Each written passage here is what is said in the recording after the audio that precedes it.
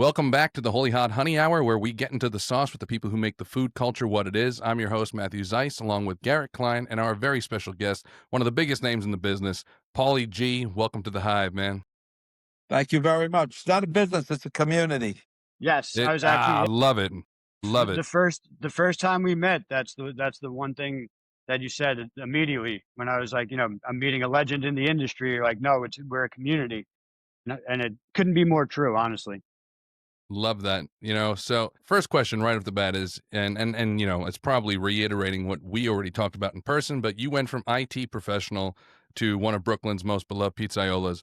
What was scarier for you, leaving the career in IT or starting wood fire coal oven pizza? It's one and the same, really. The scariest part was signing the lease. I mean, once I did that, my life was on the line. My family's life was on the line. Leaving IT was not that hard for me because I wasn't that good at it and I wasn't getting out of life what I wanted via it. So I was happy to leave if I found a way, and I found a way. I looked around. I was able to see that other people, sort of in the same situation as me, were able to be successful, and that emboldened me. That allowed me to say to myself, you know what? If this person could do it, I could do it. Mark Iacano is a perfect example. I saw that he went from being a marble countertop Yeah. fabricator at the age of 30 something. He took 2.5 years to get the place open. He was paying very little rent on the space that he was able to secure. But once he opened, literally within a week or two, he was the most popular pizzeria in New York City. And he had never made pizza before. So that told me that, I could do that too. And was that the story? Were you always a pizza lover? I was always a pizza lover until the mid 90s. To me, pizza was New York style pizza, slice, Sicilian. But then I kept on hearing about this place in Coney Island called Totono's, right?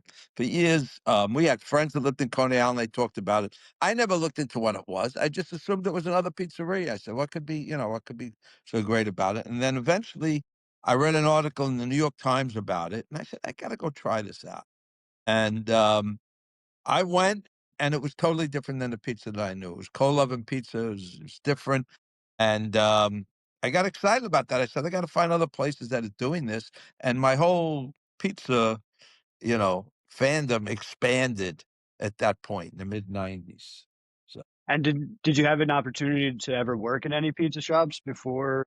Like, how did you go from IT to pizza and make that transition so smooth? I'm sure there was a lot of bumps in the road, but you made it look like seamless.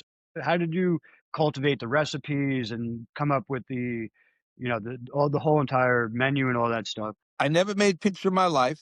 I did work at a takeout only Italian restaurant that was like kind of adjacent to a sit down Italian restaurant. And they did serve very good pizza. The pizza that they served there was actually the genesis of my love for pizza because we lived in an apartment building and our neighbors every Friday, I think it was an Irish American thing, every Friday, the father would bring home a pie and I'd smell that pizza in a cardboard box. I loved it. And I always asked my parents, can we get some pizza? And I don't know why, but they never wanted to do that, right?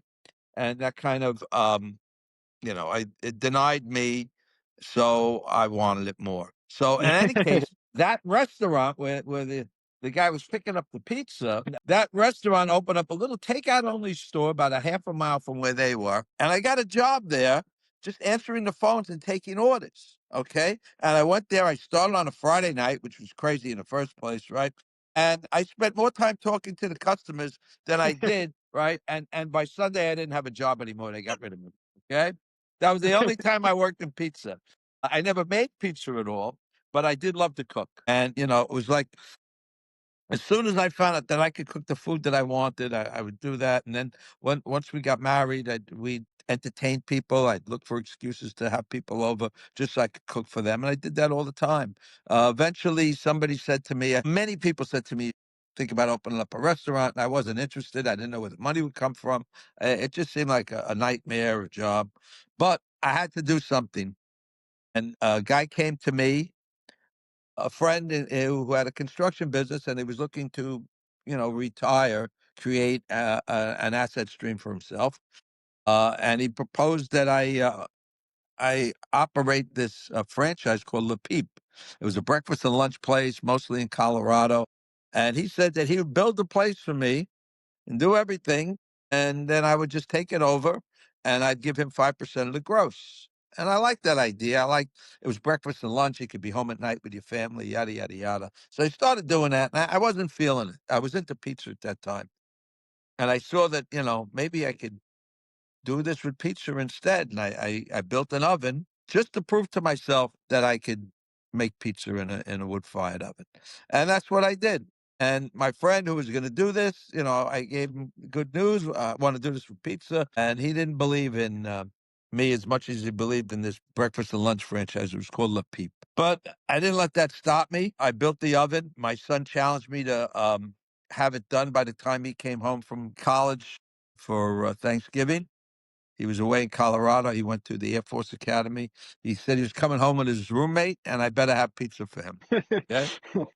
I challenged him his whole, young life, and he challenged me, and that really helped me. When you have a goal, when you have a deadline, deadlines are a beautiful thing. Don't ever shy away from them. They are your That's That's friend. yeah. wonderful. So I did. A couple of days before Thanksgiving, they came home. I you know, cooked the first pizza in there. Looked terrible, but it tasted pretty good. Yeah. And then I It's not started about the having look. pizza tastings. I'd invite people over, get them to try the pizza. I'd experiment with the dough recipe. At first, I was buying dough from a supermarket chain, Stop and Shop, in a little plastic bag, right? Yeah. And I knew that I'd have to come up with my own dough recipe. I was making my own fresh mozzarella. And I started doing this. And I started experimenting, trying different dough recipes, you know, different things, fermentation time, different yeasts. And then I tried different topping combinations on people to see what would work. And I did that for 2 years. I put a business plan together and I started showing it to people in my town. I lived in a very affluent town and I wasn't affluent, but I knew these people through my son's sporting activities, and all of them kept on asking me how much skin I was putting in the game, and I didn't have any skin to put in the game. Eventually, I told my wife, "We gotta do this." And we took out a home equity loan for whatever equity I had because we had no money. All we had was bills. I invested in my children's, pleasures. Took them on great ski vacations all the time, different vacations. We never had a jalopy for a car, and I rolled all of that into credit cards. The credit cards got rolled into a mortgage, but I did have enough equity to have some seed money. And a couple of the people who I invited over to my house to try the pizza saw that I had a passion for it, and you know, they wanted to be part of it. Not at first, though, just two people. And eventually, I was going to try to do something in New Jersey while I was still working, right? And a friend of mine said, if you want somebody to invest in you, they're going to want to know you're putting 100% of your time into this thing and you're not working during the day, worrying about your job. Because I was just going to open at night anyway, right? So that allowed me to be able to come to New York. We were living in Central Jersey at the time. I wanted to come to New York, but I didn't think I could because it would be too hard to do it the way I wanted to do it. But he said to me, you could take a salary that'll cover your bills. So I didn't think about it that way, and that's when I decided to come to Brooklyn because I knew that if I opened up in New Jersey, until I got to Brooklyn, I'd be thinking about how I could get there. Right, that's where I was from. Yada yada yada. So there we go. I found a neighborhood. I was like Nostra Frigandamus. Okay.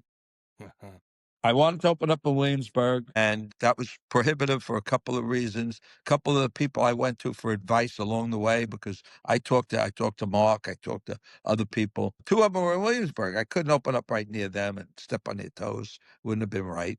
And the rents were very high anyway. So I said, let me do what Roberta's did. If you know about Roberta's, they opened up in some warehouse area, and they made something out of nothing and they created a new neighborhood there. And I said, well, I can't go to Bushwick, but let me see what else there is. And I went the other direction. I went to Greenpoint and I discovered this Polish neighborhood, but I thought that maybe there was something there. And eventually somebody said, no, you should check it out. I said, oh, I wanted a place that, attracted young people, Williamsburg, you see people all the time there. And I asked this guy who lived in that neighborhood, you sure they're hipsters there? I didn't want to use the H word on this thing. That's all The right. Maybe you H can word. bleep Don't that out, worry. but they're hipsters. Not Oh, they're fine. hipsters there. I said, you The sure? hipsters. Yeah, the hipsters are Yeah, real. did they ride bicycles? Oh, they ride bicycles. All right. Like he wanted to knock them off the road. Okay. So I said, okay, let me go back. And I looked in another part of Greenpoint. And the minute I got there, I knew I was home. I said, that's where I got to open up. And I looked for a while for a spot. And finally, I found a place, and that was the scariest part of my life. I had to put my faith in God. Okay. Besides being emboldened by the fact that other people have been able to accomplish this without prior experience, I knew that in my don't ask me what God is all about. I don't know. I just know that God exists, and there were times in my life when I asked for God's help, and I got it. Gave me wisdom, gave me confidence, whatever. And I had to sign that lease, and I said, you know what?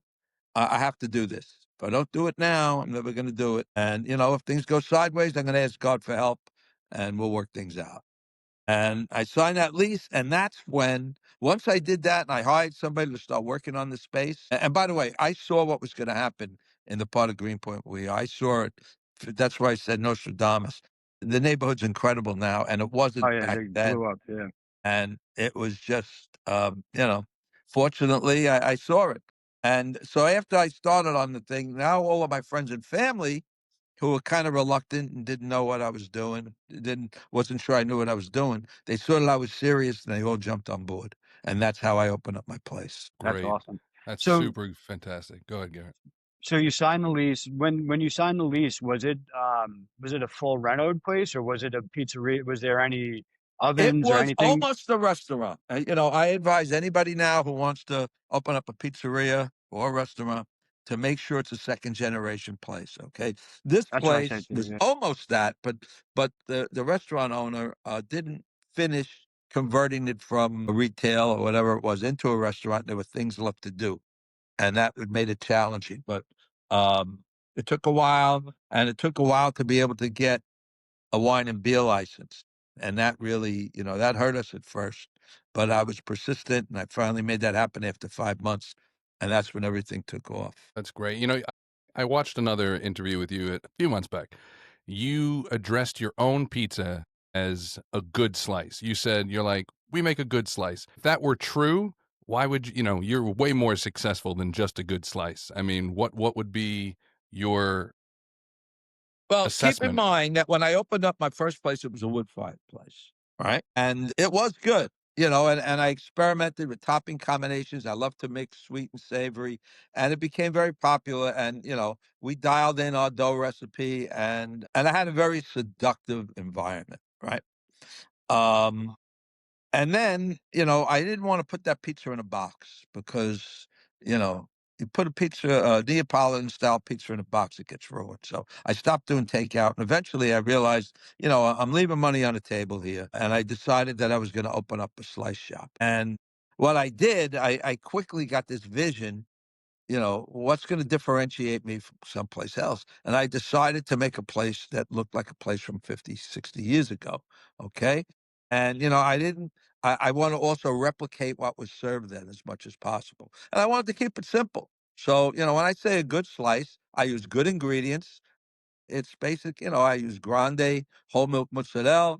I use Stanislaus tomato magic.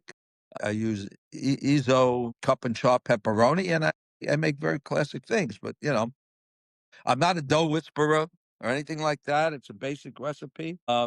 And that's it. I don't do anything fancy with my ingredients. I don't even put salt in my tomatoes. The salt from the cheese mixes with the sweetness of the tomatoes, and it makes a nice slice.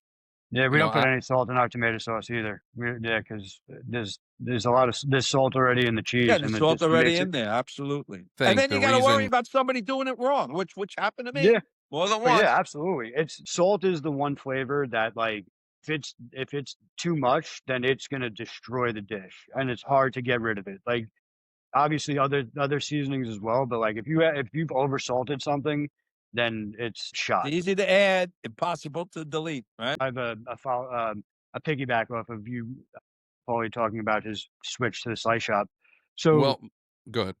so you say that you're not a dough whisperer, which I'm not either. We were talking to Rob from Talio's yesterday, and he was talking about, the pre-ferments and the weighing everything and all the whole entire thing that goes into it.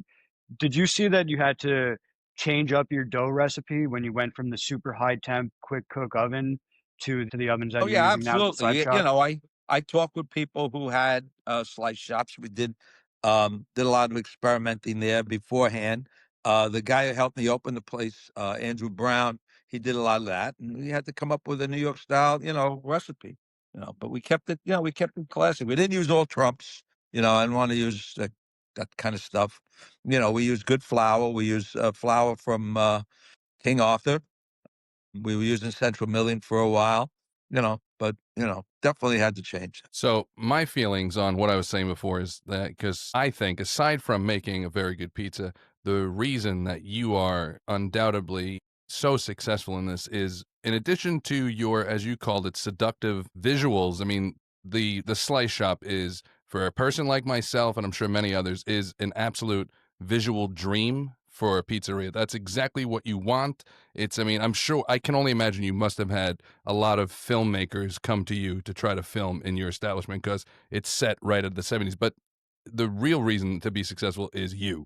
I mean, I got to see you in person, and you are undoubtedly a phenomenal host. I mean, you talk so friendly. Everybody knows you. They come to see you. You are the face. There's no doubt that I think that the ginormity of success has to do with you as a person. Well, I enjoy it, fortunately. Some people are uncomfortable with that and they'll go hide in the kitchen, but I enjoy meeting people. I have a curiosity about them. I like sharing, the things that I like with people. So I enjoy that, and I'm very fortunate in that way. But in terms of the shop itself, the shop is very much like vinyl, very much like vinyl. Vinyl, I said vinyl was a fad. I was wrong. But people, my age, they love this vinyl thing now because it reminds them when they were teenagers and they had the album in their hand. And then younger people, they want to know what that feeling was like. And Yes. that's exactly the same thing with our shop. I built the shop that was like it was 60 years ago. And people my age, they see that, oh, it reminds them. You see the sign, subliminally you're saying this I'm gonna find the pizza here that I loved when I was younger. And younger people, they want to know what that was like as well. I And think that you is absolutely important. But nailed it. but it is important to be there. I had a shop in New Orleans. I tried to do it remotely, and that just didn't work. You got to love people. You're in a business where you're making people happy. You got to love people. And you clearly do, and they love you back. And that goes back to the story that you told earlier that you started working on the phones on a Friday night and you were talking to everybody and That was it.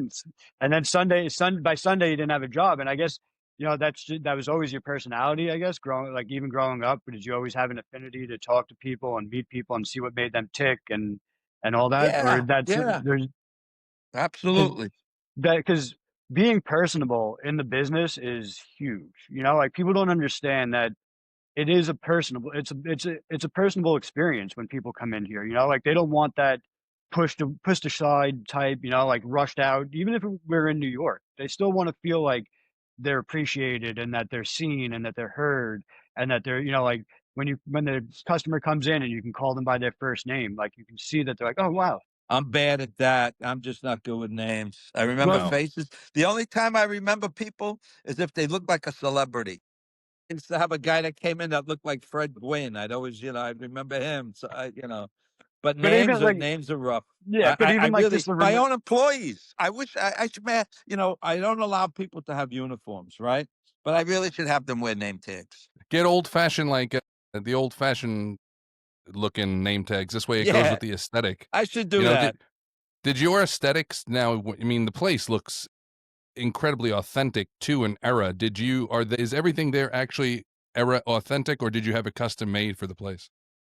It's pretty much all authentic. Okay. One of the things that I did to design it, by the way, I got a book. Well, I just remembered the shops that I went to and I revisited them. But I got a book called the New York Pizza Project. If you can get a hold of it, Oh, it's I a will. beautiful book. It's not cheap these days. They only had one edition and they're not allowed to have them out there. I think the cheapest one I've seen now is like $150, but it's All a right. beautiful book, and I use that as a guide. But I went on eBay and I found all kinds of things. I got, I'm a Yankee fan, so I got all of the pictures of the Yankees from the 60s and the 70s. Somebody gave me, they were really nice. They gave me a little Andy Pettit bobblehead, and I hate having it around there, but because it's not for that era, I'm afraid the guy's going to come in that gave it to me and not see it and be feel insulted. It's like, it's a real struggle, right? But I went out because it was the Yankees back in the 60s. Ballantine was the sponsor of the Yankees. I went out and I found all the old Ballantine stuff I could. Yet, everything has to be from back then. And that's I why lo- I wanted to bring by that Coke cooler for you because I knew if somebody could give it a good home and have a spot for it, it would be you. So yeah, that's why Oh, yeah, we got it up on got a call. send him away. Okay, goodbye. Did you I your feel orange bad. I feel bad. your orange seats though? I mean, yeah. was that eBay or was that? I mean, because they're fantastic. Yeah, I saw you telling the story that those are the seats that you and your kids ate pizza in when they were younger. That's That amazing that you're that able book, to. can I tell the story again? Yeah, Is it Please. worth the absolutely. time? Because Please, it's gonna eat up some time here. that's That book fine. that I told you about had pictures of those seats in a place in Bay Ridge called Elegante Pizza, right? And I took a picture of it, to say, this is the kind of thing I want to try to find. And I went back, I was in New Jersey. I went into our local pizzeria there, and I wanted to pick the guy's brain about running a slice shop because I never did. And I started telling him about how I had this vision where I'm going to turn it into a shop. And I said, yeah, I'm going to get seats like this. I showed him the picture, right? And he looks, he says, I have those. I said, what? You have those? What do you want for them? Yeah, I got 6 of them. I said, "What do you want for them?" I said, "Want for them? My wife's gonna kill me if I don't get them out of the garage." But they've been there for 4 years. I'd forgotten that the guy remodeled, right? And I got a truck, and I got bought. So those seats that I have there, are the seats that my children sat in growing up. So, and That's That's we're opening up a beautiful. shop in Gowanus. That the new ones are just like the old ones. They haven't changed at all. They're very durable. But we're opening up a shop in Gowanus, a licensed place hopefully by next month.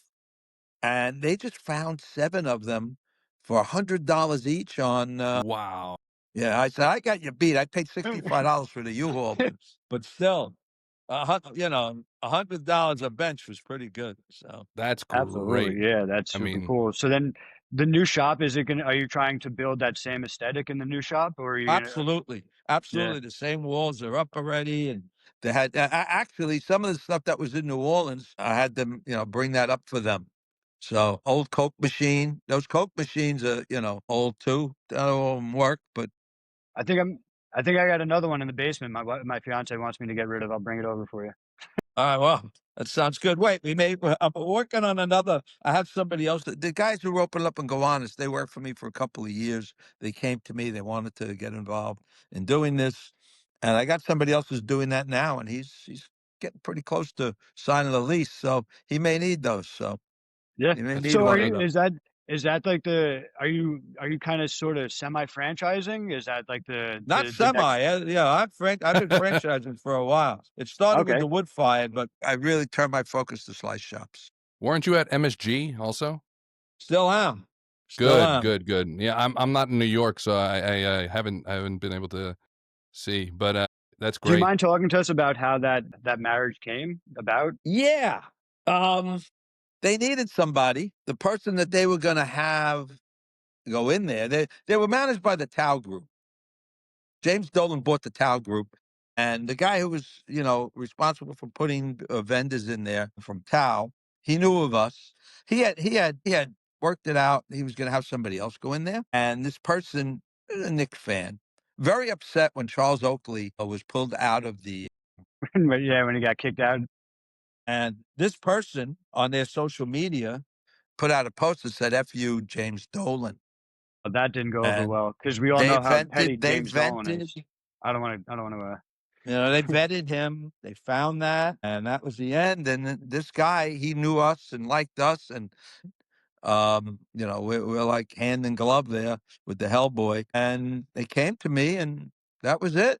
The way it works is they make the pizza. I tell them what to make, what to buy. They make it, and I go in and I check and make sure they're doing it right. That's That's great. I cool. mean, and That's what a cool. couldn't be a better advertisement because I know last we spoke, you were, it's not your typical franchise arrangement you were saying, but I mean, the advertisement you get from it is, I mean, unbeatable. So Yeah, did you no, have to? really, it is great, and it's more than advertising. You go to, you want to, somebody else wants to maybe, become a franchisee. You Sure. can say to them, "Hey, we're in Madison Square Garden." I mean, Yeah, that says a lot for the brand, Huge. and also, somebody if somebody wants to go open up a place and sign a lease, the franchisee could tell, the landlord, "Hey, our brand is in Madison Square Garden. We're not screwing around here." yeah, we're legit. So now you go to get into Madison Square Garden. Did you have to sign an NDL and not disclose whether you're an actual Rangers and Knicks fan? No, no. Yeah, of course I'm a Knicks fan. Of course I'm a Rangers fan. The Philadelphia thing is rough. I got to tell you. Um, I'm a Giants fan too, and Yeah, and down then there when the Eagles win, we make money. Okay, so yeah, that was I'm rough. sure I'm sure it was a bittersweet 2 weeks ago when the Giants beat the Eagles. They're gonna beat them again on Sunday. That's a tough match. I don't know. The No, Eagles they are are. Even though that was a horrible loss the other yeah. day, Oh yeah, that was they brutal. That did. was They really did play well. they Other did, than yeah. that last 5, 6, whatever minutes. Yeah, well now they got Young Hoku kicking, so maybe you guys will get some field But goals was he and was extra he point. there? Was he their number one kicker? They no, they just signed him from because Atlanta cut him, and then Oh, because that's how those 2 extra points they missed, brutal. But in any that's it. case, But I happen to be I'm a actually Knicks a fan. I Redskins happen fan, to be a so Ranger fan. Yeah. I'm on the other side of the spectrum. I'm on the completely other side. I'm an Islander fan and actually a Washington Redskin fan. Listen, I got some things I got to do. I got to go now.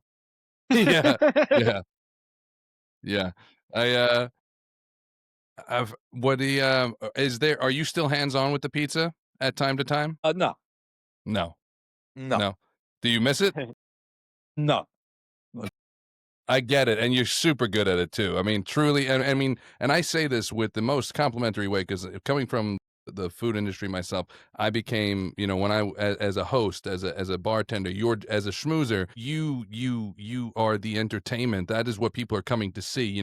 There was a thing online that said restaurants, grocery stores sell food, restaurants sell an experience, and that's exactly what you are as a schmoozer.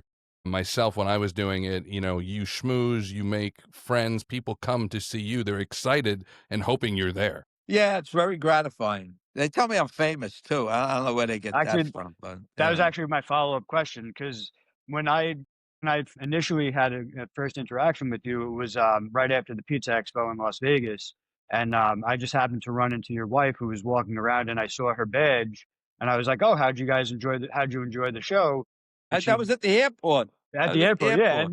yeah, and then she revealed that she's like, "Oh, my husband Paulie G," and I was like, "Your husband's Paulie G?" And she's like, "You know who he is?" And I'm like, "How the hell would I not know who he is?" Like, yeah, and then I was like, "Well, can I talk to him?"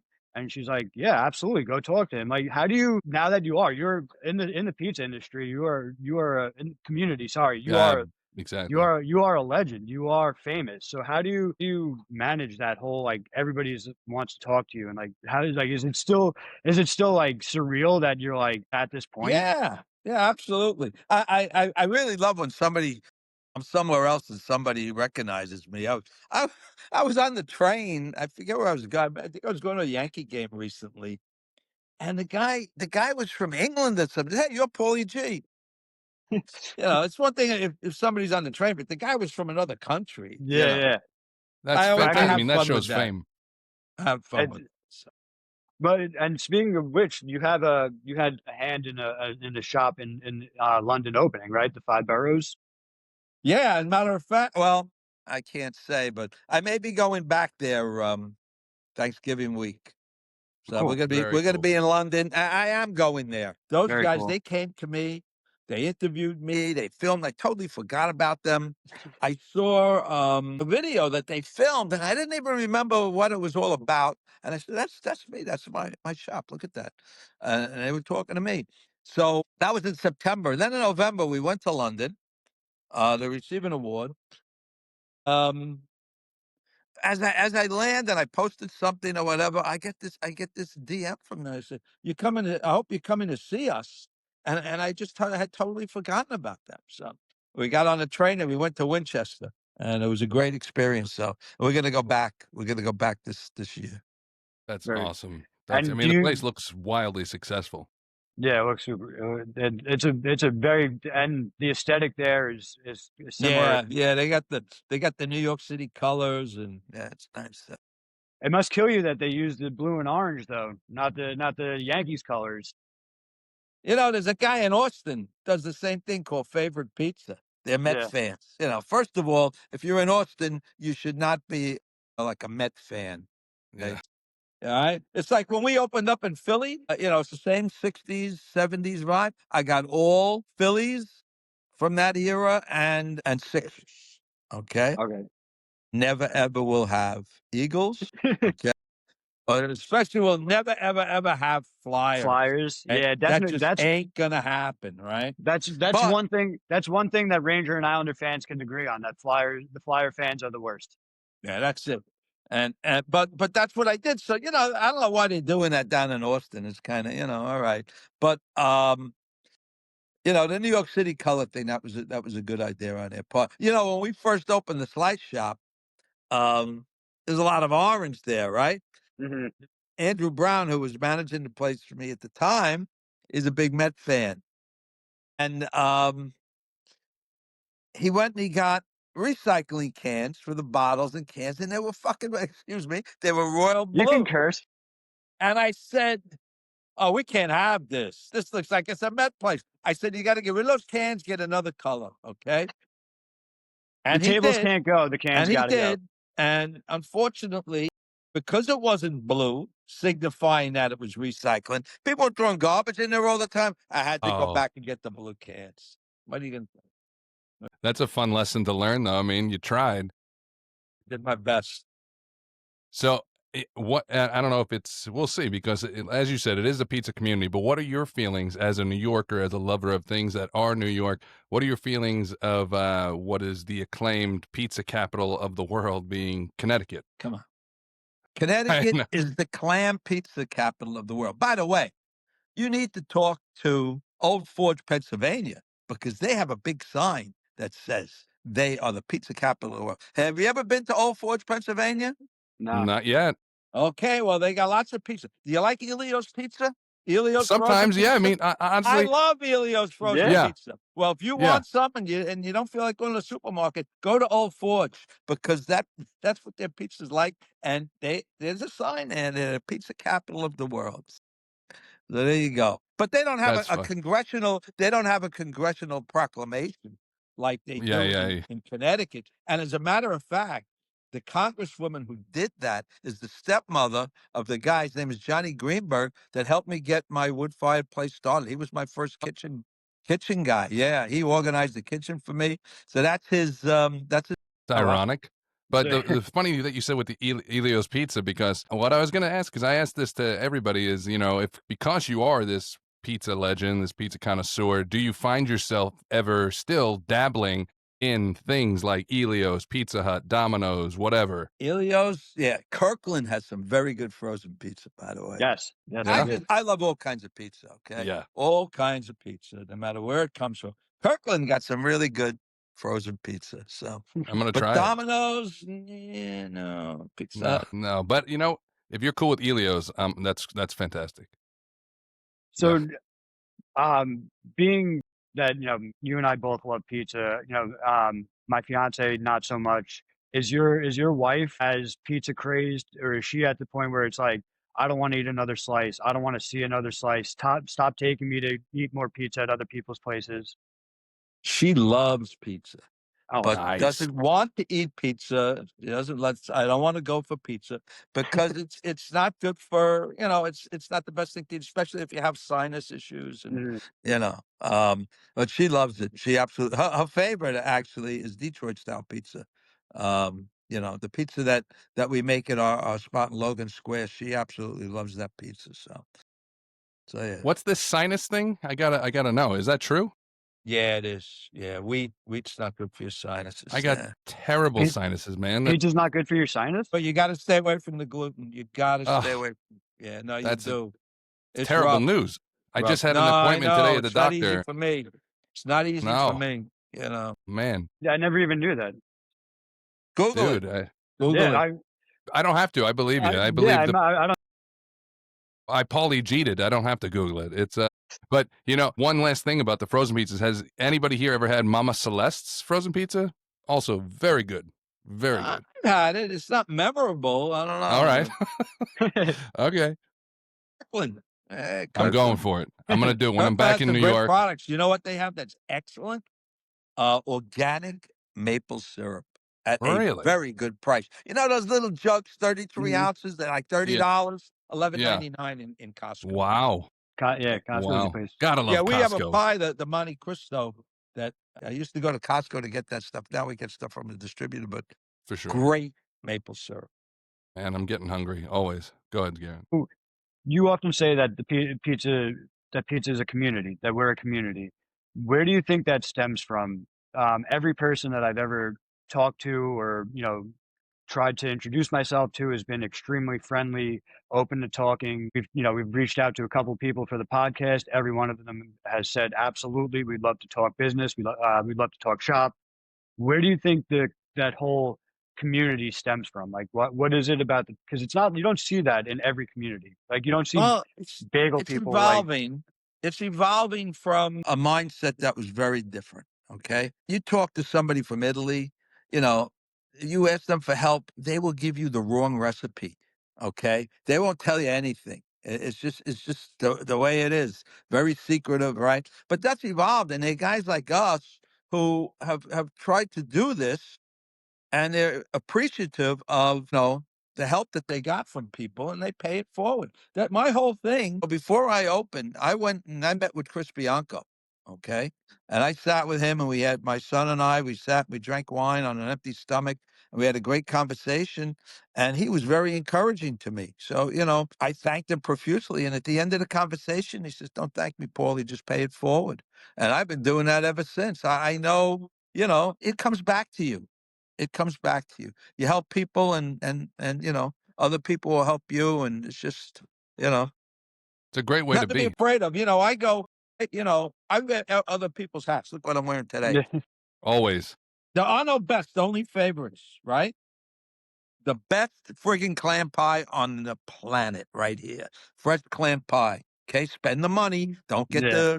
the canned or whatever they use. Fresh Yeah. clam pie. But in any I case, was I I was wear watching. other people's hats, you know, and people get taken aback by that. But it's, I tell them that, it's about they see that it's about the pizza. I don't have to tell them. They say, "Oh, you're wearing your competitors' hats." I said, "No, we're not competitors. We're all colleagues." So, and that's the way I compete also. Just, the best way to compete is not to compete. It's like I remember going into Totono's, and I never forgot this. The owner, God rest his soul, his name was Joel, Cookie's husband. After I discovered this Totono's pizza, I'd come back there and I had been going on pizza tours, and I mentioned to him that we went here or whatever. And what do you got to go there for? They do this. Like, it wasn't a good feeling. Does that place I'd still rather let exist? people know, hey, I tell people you should go. I hear where you're from. This is where you should go. And they see, well, this guy is secure enough in what he's doing that he's willing to share that with somebody else, and they're like that. Yeah, That's lovely. Is absolutely. that place in Coney Island still there? Kinda. It's very sad. Oh, okay. Oh, okay. The pandemic kind of turned them into a factory. They Okay. started making pizza in the dining area and they kind of got used to that. And then they were doing frozen pizza. I still think they're doing frozen pizza. So you could go there on I think Saturday and Sunday from like 12 to 5 or something and get a pie and eat it in your car. You know, it's not the Maybe same. you It's a should shame. turn it They're trying to into sell it. you should buy it, make it the Paulie G's of Coney Island. That could be pretty great. No, no, it's not gonna work. So Would you they want ever too much money for it anyway, but no, Okay. you would know, you ever do you ever consider doing a frozen pizza? Because that seems to be the line. I know in Sweden, Matt, that's a big good for frozen pies. no. You know, First of all, it's about the dining experience. Okay, Yes. we do takeout and delivery on our New York style pizza. That travels well, it reheats well, but it's just I'm not going to do that. If You you know, had a the frozen funny pizza, it thing would have to come with a was talk button. the what? I said, if you had a frozen pizza, it'd have to have like a little voice button that got to have There like a you couple go. sentences from you. But you know, the funniest thing was Billions. You ever watch Billions? Mhm. Yeah, yeah, The yeah. showrunner, I forget what his name is, loves Anthony Mangieri. Okay, one of Pizza Napolitano, loves him. And he actually had him on an episode where they went to his restaurant. In that show, he'd love to feature different restaurants that he liked, right? And one night on the show, they went to Una Pizza Napolitana, and that was it. I was very jealous of that. You know, the cinematographer, director of photography came into our place all the time, and he loved it. Supposedly, the showrunner loved our pizza too, but he didn't put me on the show, and I was jealous. So, um, the next season, they have him on again, and they put this storyline in where they can help him by Bobby Axelrod investing in him to create a frozen pizza business. And it was the most hilarious thing because if you know anything about Anthony Mangieri, he's all about the craft and, Mhm. authenticity and Naples, this and that. And on the show, they had him do that, right? And it was like, I'm laughing. I said, how could they do that, right? You know that he went and he did that? He Wow. started a No, frozen probably with the help of Brian Koppelman, that's his name. Probably with the help of Brian Koppelman. But the way he got away with it or thought he was getting away with it, where do you think the pizza's made? no. Naples. Oh, really? Okay. That was his It helps. justification for doing that, right? Yeah. So, I mean, but I no, can no, see the no marketing frozen aspect. pizza. No That's frozen good. pizza. Well, I Frozen mean, spumoni, that's it. how many shops do you have now? Well, we have the wood fired place in Greenpoint. We have the slice shop. We have one in Philly, one about to open in Gowanus. We have wood fired place in Columbus. We have a wood fired place and a slice shop in Chicago, and we have a hybrid that's about to relocate. All right. I mean, And couldn't be cooler. how do Working on you more. If anybody's listening to this and you hate your life and you want to make your life better, okay, come and talk to me. Okay, we can That's help. fantastic. That's We can help. fantastic. that's awesome. I mean, we are approaching the full hour mark. Garrett, do you have anything specific you wanted to ask Paul? No, I mean, not off the top of my head. All right. Maybe Well, just then I would yeah, go okay. ahead. No, I was No, just gonna say, you said that there are no bests, only favorites. Do you have a favorite shop that if you pass by, you have to stop in and buy that was my and get question. a slice? I have more than one. I have more than one. Look, this one right here, I can't go Yeah, anywhere near this place without getting that. I mean, really, I'll leave somebody out. I don't know. I just, Well, oh, yeah, you know because what? I it's tough. love Joe Because and Pat's in Staten Island. I love their pie. Absolutely love their pie. Not quite the same in Manhattan. I'm sorry, but Joe and Pat's Staten Island. Oh, and there's also a great square. It was the square of my youth. They moved to Staten Island called Brothers Pizza. It's also great. Um, are we done? Because I got to tell you guys something. I go ahead. totally forgot about this. Like, I woke up early to make sure I was on here, but I totally forgot about it. And then I saw the email, it was 9:01. I said, holy shit. Well, I was kind of in a hurry to get out here. And I'm not wearing pants. that's awesome. That's awesome. Oh man, I love what a what a good note to end on, man. Paulie, I mean, it's a pleasure talking to you every time, man. I'm Same back in here. December into New York. You know, I live in Sweden, even though I'm from New York, but I'm coming back in December. I would love to come see you again. How many days are you at the shop, typically speaking? I know it's not always, but I'm not there. I used to be at the wood fire place a lot because I was basically the manager. I have two managers over there, so I'm not there a lot. But when I know somebody's coming in, I make sure that I'm there when they're coming in. So I'm gonna hit you up to come in, man. I would love to introduce you to my wife and kids and let them see all the right. shop because it's fantastic. But with that in mind, that's a wrap for this episode of the Holy Hot Honey Hour. Big thanks to Paulie Gee for bringing the flavor in the fire. If you liked what you heard, like it, follow it, share it with someone who knows their way around a good pie. I'm Matthew Zeiss with Garrett Klein, and until next time, stay hungry, stay humble, and never go too long without a slice. Thank you, Paulie. Thank you My so much. pleasure. My We'd love to Talk to have you pleasure. you on soon. again for sure if you're Absolutely. You could see I love this. yeah, we love Us talking too. to you as well. Yeah, this was absolutely amazing. Are we still on? Well, we're not Technically. recording, but we're talking. Yeah.